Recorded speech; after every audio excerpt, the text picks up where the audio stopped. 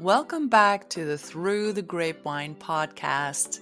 This is episode 2, and I am your host, Uta Mitchell. So let me tell you, putting my first episode out there was nerve-wracking.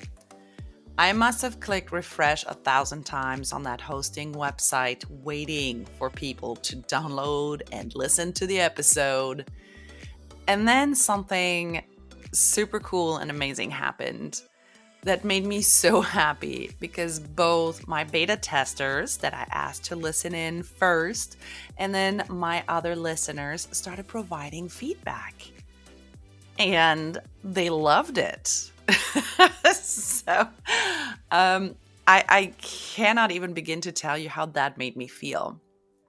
One friend in particular who is not one, I would say, who is not one to just hand out compliments left and right, was so full of praise that it made me tear up. She had such nice things to say, and I had to screenshot it.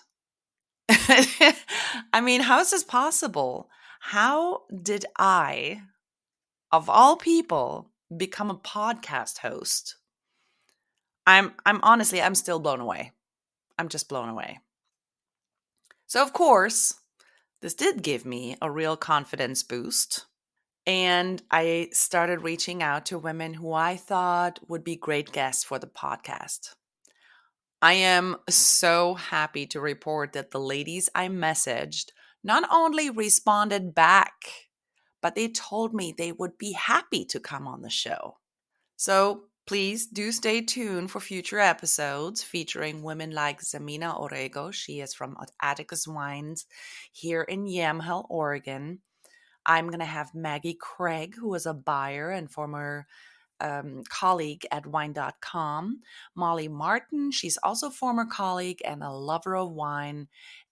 And if you are a woman in wine, be it a tasting room server, I mean it, a winery owner, a winemaker, a manager, a buyer, a cellar master, harvest helper, whatever position you're holding, and you love wine and you love talking about wine, then you are the person for me. You're a person for the show. I'm going to ask you to please email me to info@throughthegrapewine.com. This is THRUGRAPEWINE.com. Of course, I'm going to have that email in the notes below so that you can just copy and paste it. Today's topic, we're going to talk about white wine. Why am I starting with white? Because it's summer as I'm recording this. You may be listening to it later, but I am recording this message in early August, so this is a really wonderful time to be talking about white wines as we usually drink them chilled anyway. So the most important thing to know about white wine is that it can be made from either white or black grapes. For black grapes, that means that the wine has no skin contact. The grape juice has no skin contact. The grapes will be pressed or crushed, and only the juice will be fermented and then potentially added to an oak barrel for some aging time. Okay? Depending on the grape or what the winemaker decides for the process, you may get a wine that is crisp, acidic, and light bodied, or you may get a more full bodied wine that has creamier and almost buttery flavor profiles. The winemaker can make the decision to harvest grapes when they are just ripe for a much higher acidity or leave them to develop some more sugars first. Even the time of day that you harvest can have an effect on what the wine will taste like. Early morning harvests usually mean there's going to be a brighter, more acidic wine, and so a lot of winemakers choose to harvest their wines very early in the day. The winemaker can then decide on how long the skins remain in contact with the juice. As I said earlier, black grapes usually have their skins removed right away and only the juice is fermented. With white grapes, the winemaker has a little bit of flexibility on how long to keep the skin on to increase extraction of color and tannins for some more intense flavors of that wine. Fermentation is usually up to 2 weeks. That's pretty common. And at that point, the wine is either bottled for aging or oaked. Chardonnay, Semillon, and Viognier, for instance, are great examples for oaked wines that will provide those fuller bodied wines that I said earlier have these creamier and buttery flavor profiles.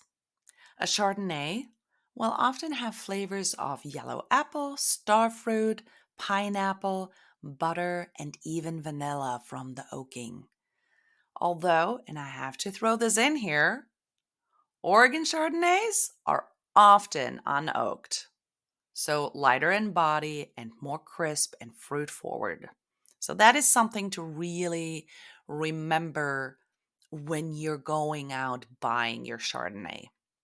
Notice also that basically for all white wines, the region where it is produced has a great effect on the type of wine you will end up with as a winemaker.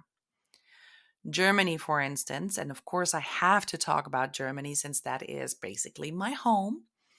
I was born and raised there, if you haven't heard that in episode 1. It is very well known for higher acidity wines and particularly for their whites and even more particularly of course for their Riesling. Although southern Germany also produces some very nice Spätburgunder or Pinot Noir. The further south you go, if you're living north of the equator, the further south you go, the bolder the wines will be.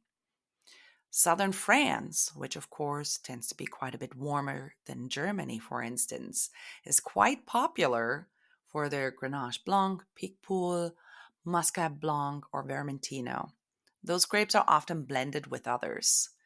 Do know that even in southern France, you can create high acidic wines. Again, the winemakers have some options on how to create their wines to make them exactly as they want them to be. White wines can be anywhere from luscious to bone dry. I'm going to talk about a couple of wines from each category, and I will keep them easy enough to where I think you can go out and buy them relatively easily in a store or order them online.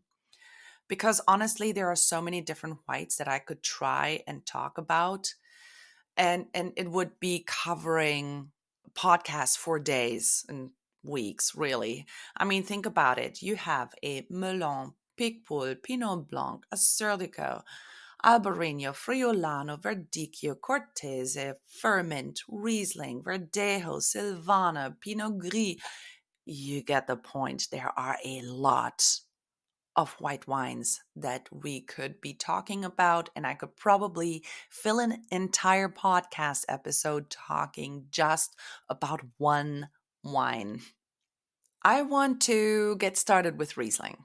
Why? Well, because there's that German thing again, and there are so many different types of Riesling from sweet to dry. And I did actually just recently have someone ask me if all Rieslings are sweet. Well, of course, the short answer here is no, they're not. German Riesling can be Landwein, Qualitätswein, or Prädikatswein. Landwein is the term for PGI wine in Germany, and PGI stands for Protected Geographical Indication. This means that wine is made in said region and it has to use specific techniques to produce the wine according to said region. Landwein is usually dry to off-dry in style. Then we have Qualitätswein, which has to come from one of the 13 wine regions in Germany, like Mosel, Rheingau, or Pfalz. Those tend to be a little fuller in body and intense in flavor. Lots of information, yes. I think I'm going to try to do the transcript here for this so that you can also read this. I haven't figured out yet how to do this, just FYI, but hey, I'm a big girl. I learned how to make a podcast. I will certainly learn how to create a transcript. Okay, so then we have the Prädikatswein. Cabinet, the lightest and also most delicate category, is usually light in body with green fruit and citrus flavors and even some floral. Spätlese is the level just above that, and it translates to late harvest. So you will have more concentrated flavors and a fuller body than the Cabinet. You might even find some stone fruit flavors like peach in there. Just above the Spätlese, we have Auslese. That is the selected harvest. This wine is made from really carefully selected extra ripe bunches of grapes. You'll find stone and tropical fruit flavors in that. They can be made in a more dry style, but most of them really do have a level of sweetness. So then we have our ice wine, which of course translates quite easily to ice wine. And it is made from grapes that froze on the vine and are pressed frozen. Again, we're going to find stone and tropical fruit flavors. Plus, the weather conditions have to be just right, so not every year has an ice vine. And yields are also usually very small. Harvest and production are very labor intensive, and so ice vine is generally quite expensive. I think it is a little bit more difficult to get a German ice wine here in the States. If you're looking for one that you really want to try, I'd maybe look into buying one from Canada if you can get your hands on one. So then we have the Beerenauslese, which is the selected berry harvest. This will likely be affected by botrytis, which is really just a pretty name for noble rot. In addition to your tropical fruit flavors, you may also find dried fruit and honey flavors. And then the top level is going to be your Trockenbeerenauslese. Yes, us Germans are really, really good at making up really long words. Trockenbeerenauslese translates to dried berry harvest. The grapes for this wine have been dried through the effect of botrytis, so noble rot, and this wine is actually quite rare and more intense even than Beerenauslese, and yes, that wine will be sweet. Note that I have to mention here that I have never found one here in the States. And granted, I didn't try very hard finding anything online because I know it's going to be expensive, but my goal is definitely to buy one when I'm in Germany. So, yay, maybe I'll talk about it then on a future episode. So, I know this is a lot of information for you. So, what I'm going to recommend right now is you pause this episode. You go ahead and grab a glass of wine. No worries, won't judge you, even if it's 10 in the morning. Stretch out your little muscles and then come on back. And in the meantime, I'm going to also ask you to check out my new and improved website.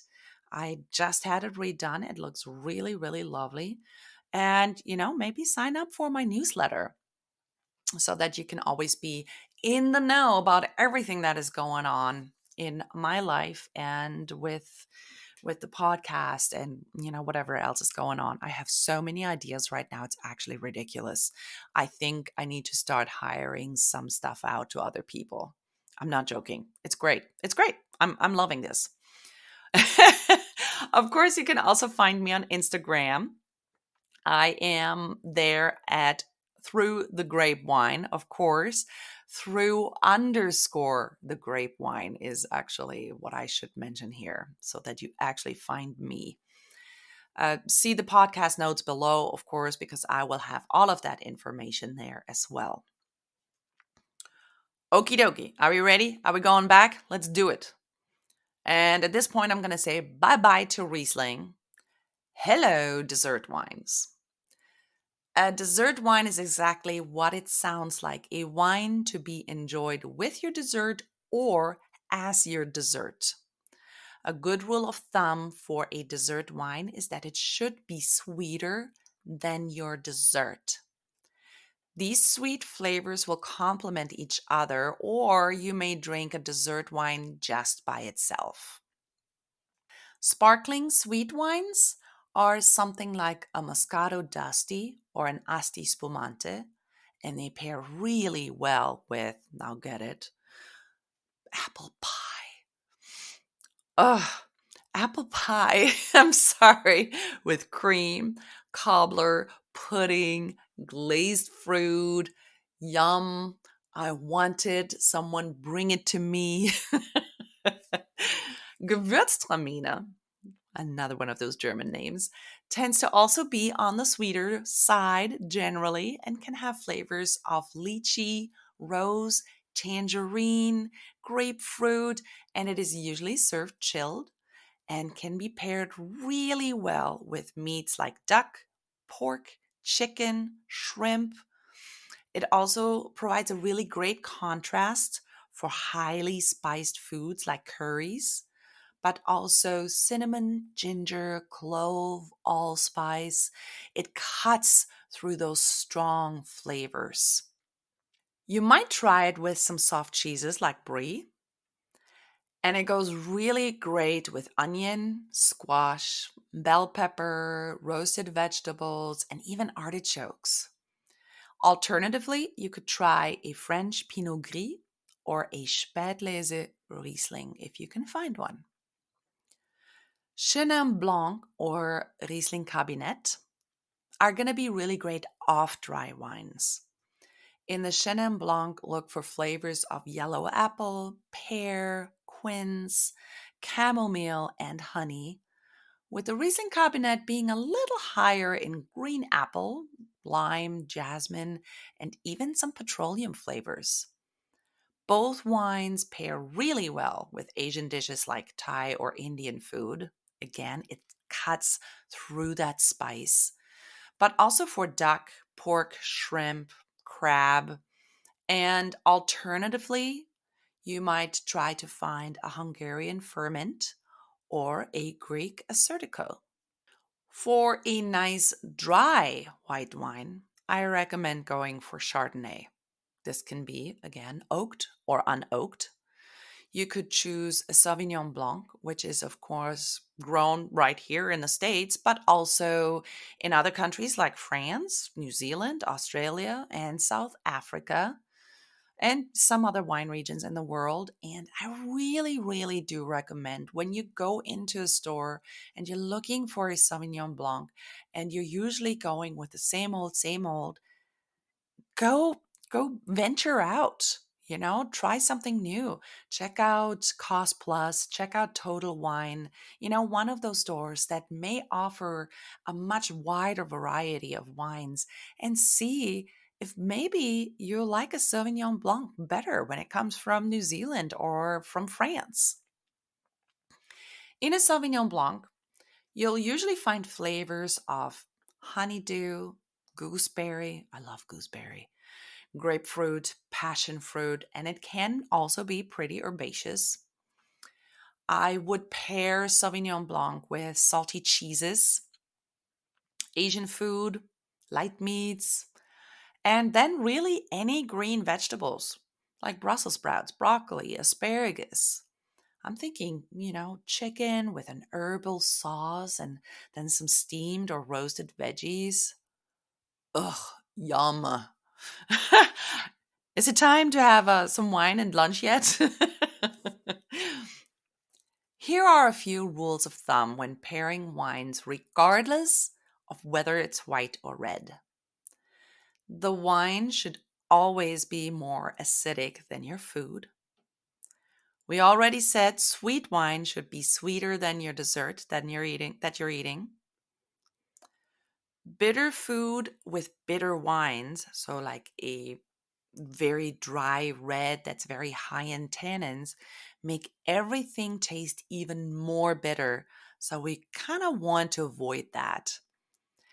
Anytime you're eating spicy foods, pair them with a sweeter wine as that will counteract the spiciness of the food. I could go into congruent versus contrasting pairing at this point, but I do think I'll leave it here and cover that topic at a later date so as not to overwhelm anyone with all of the information that I am providing here. And honestly, as I am creating this episode and trying to decide what to add and what not to add, I'm coming to the realization that I could create a podcast every single day of the week and not run out of stuff to talk about for years. So, no, this is not going to happen. No podcast every single day of the week. No worries. But it is good for me to know that I have so much to talk about. I am taking notes actually as we speak. Another great thing to know, and that I really want to touch on here real quick, is that generally speaking, a higher alcohol level in a wine makes for a drier wine. Now, that doesn't mean that there can't be a touch of sweetness. After all, it is still a fruit. But think about this: the yeast that is added to the fermentation tank feeds on the sugar in the grape juice, and this increases the alcohol level. Makes sense, right?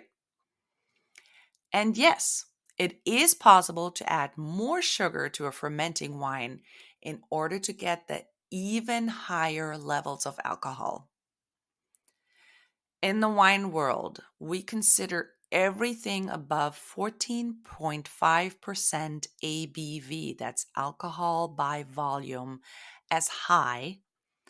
Everything 12.5% and higher is medium, while everything that's below 12.5% ABV is considered low alcohol. So look at the bottle when you're buying your wine. Make informed decisions.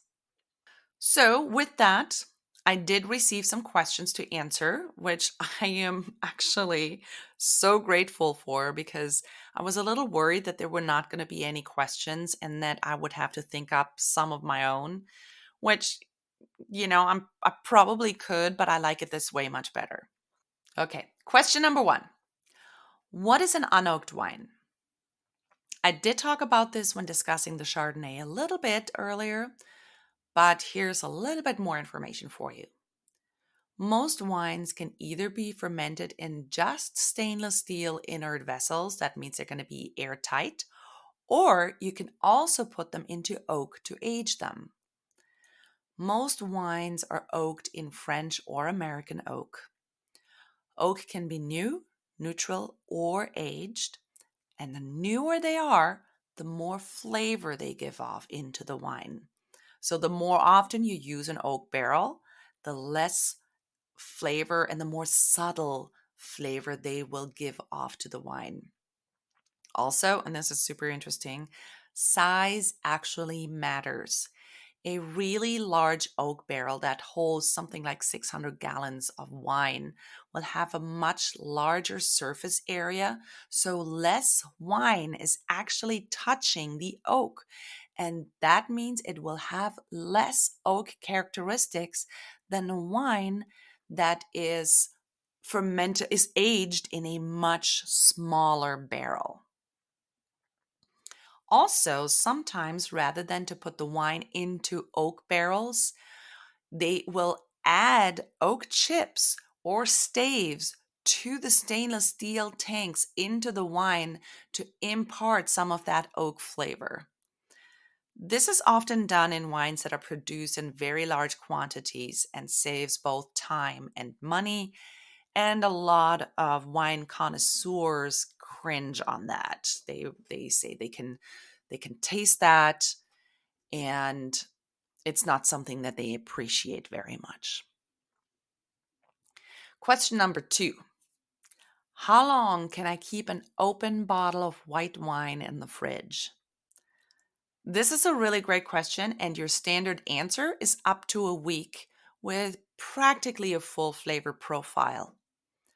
After a few days, the wine starts oxidizing and will lose some of those prominent flavors that you want.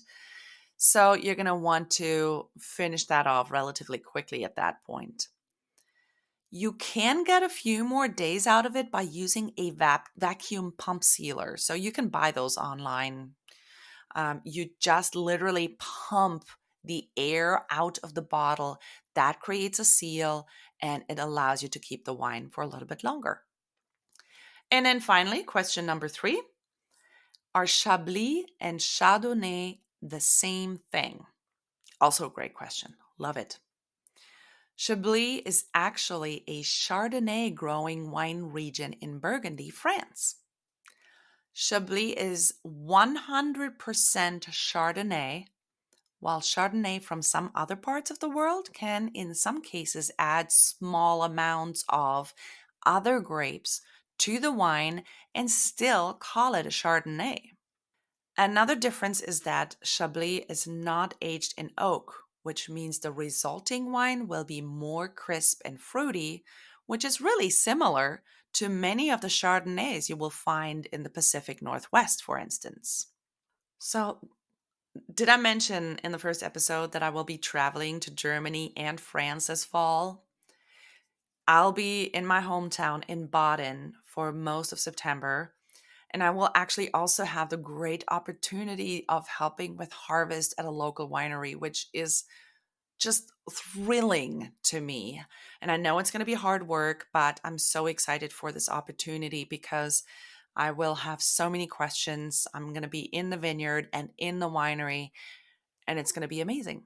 And I'm probably going to add it into my podcast episode that I am planning on recording while in Germany. So stay tuned for that. Later, so in early October, my husband and I will travel to France and we'll be in Burgundy for a couple of days. And of course, I'm going to have to be drinking some Chablis so that I can report back to you what I thought about it. Then we'll continue to Paris and later to Alsace. So, if any of you out there have been to any of these places and you have recommendations for me, where to go, what to eat, where to drink, where to get the best croissant and baguette, will you please email me? I really would so appreciate it. I am actually so excited for this trip. I have not seen my brother and his family for 3 years, and I haven't seen my parents in 4 years. So I'm really excited to see them. And I will tell you, even my severe fear of flying cannot keep me from going on this trip. Okay, then. Episode 2 is coming to an end. I'm about to sign off, but let me thank you first from the bottom of my heart for being here. If you enjoyed this episode, I urge you to please rate it, give it those 5 stars, recommend it to your friends, and in the process, help me grow.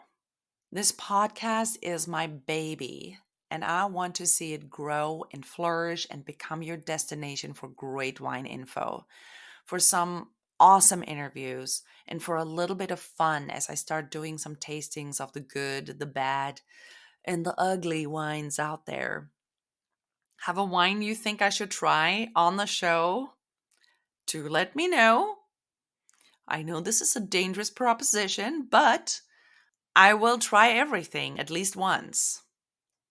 Do be careful though, I will not shy away from giving my honest opinion. Also, I can only cover it in the podcast if I can get my hands on it somehow. So that is, of course, a given. If you listen to episode 1, you'll probably also remember that I talked about buying and drinking red wine with Coke back in Germany when I was a teenager. And I did mention briefly that I should maybe taste it right here on the show. So I want you to tell me, what do you think? Should I give it a try here on the show and talk about it? You might get a pretty good laugh out of it. I might get a pretty good laugh out of it and then wash out my mouth with soap. Again, thank you for being here. I do hope you have a great rest of your day and a wonderful summer. You can expect me here again in 1 week from today. So today's Friday. I will be back here next Friday. I did decide, for now anyway, to do this on a weekly basis. And while I may not be able to interview a woman in wine every single week, there are, of course, opportunities for me to try some wines on the show and cover some other stuff. So I do hope you tune back in, subscribe to the channel so that you don't miss any episodes, share it with your friends. And with that, all I have left to say is Prost